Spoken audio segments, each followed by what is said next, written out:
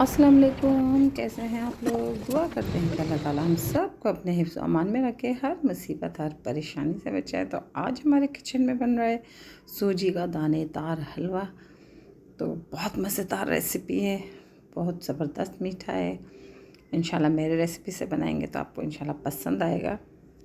तो इसे बनाने के लिए हमें जिन चीज़ों की ज़रूरत होगी उसमें हमने लिया था सूजी 1 कप। अच्छा, हम मेजरमेंट सिर्फ 1 कप से ही करेंगे। तो हमने 1 कप सूजी ले ली थी। फिर उसके बाद हमने तकरीबन 1 कप के करीब ही, वही सूजी वाला कप है, तो 1 कप के करीब ही हमने घी ले लिया था। तो घी पिघला हुआ नहीं है, तो इस वजह से ये थोड़ा सा कम लग रहा है, लेकिन ये 1 कप ही था तो वो हमने इसमें शामिल कर दिया था। फिर इसके साथ ही सूजी मैंने इसमें ऐड कर दी थी और सूजी को हमें थोड़ा सा भूनना है। तो मैं सूजी भून कर रखती हूँ जब मेरे पास होती है, तो बग़ैर ऑयल के, बग़ैर घी के मैं भून कर रख लेती हूँ।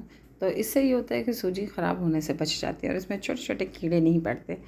तो फ्रिज में रखते हैं आप उसे भून कर। तो अब यहाँ पर मैंने जब इसे दोबारा पकाने लगी हूँ तो मैंने इसे घी के अंदर भून लिया है अच्छी तरह से। थोड़ा-सा हमें इसे लाइट सा बादामी सा कलर करना है, तो वो हम इसके अंदर अच्छे से भून लेंगे। और तकरीबन जब ये भुन जाएगी तो फिर इसमें मैंने शामिल कर दिया था वही कप जिससे मैंने घी और सूजी लिया था, उसी कप की से ही मैंने चीनी इसमें शामिल कर दी थी, लेकिन फुल कप नहीं है, उससे थोड़ा सा कप है, यानी कि आप ये समझें 1/3 कप के करीब मैंने इसमें चीनी शामिल कर दी थी। और 3 से 4 तकरीबन इलायची थी, उसे मैंने पीस लिया था या कूट ने, वो मैंने इसमें शामिल कर दी थी। उसको थोड़ा सा हमने चलाया, चलाने के बाद फिर मैंने इसमें पानी शामिल कर दिया। तो पानी इसमें हमने शामिल किया तकरीबन 1.5 कप के करीब मैंने पानी शामिल कर दिया, उसी कप से ही, जिस कप से हमने चीज़ें मेजरमेंट की थी उसी कप से ही मैंने पानी शामिल किया है। फिर उसे ज़्यादा तेज़ आंच पर नहीं, थोड़ी सी हल्की आंच पर हम इसे पकने देंगे और जब वो पक जाएगा यानी पानी उसका खुश्क हो जाएगा तो फिर हम उसे दम पर रख देंगे।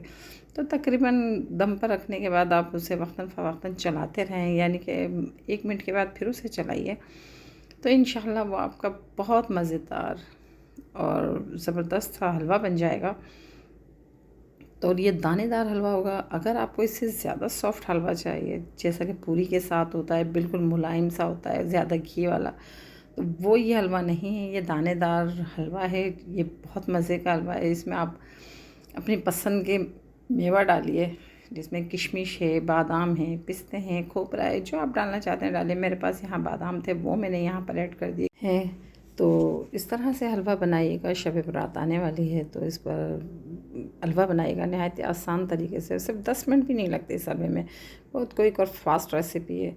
तो मेजरमेंट बिल्कुल ठीक है इसकी, इंशाल्लाह बनाएंगे तो आपको ज़रूर पसंद आएगा। और शब बारात आने वाली है, इस फजीलत वाली रात में अपने लिए, सबके लिए, पूरे मुल्क के लिए दुआएं मांगिएगा और इन दुआओं में हमें भी याद रखिएगा। वीडियो अगर अच्छी लगी हो तो लाइक शेयर कीजिएगा और मिलते हैं इंशाल्लाह नेक्स्ट वीडियो में। अल्लाह हाफ़िज़।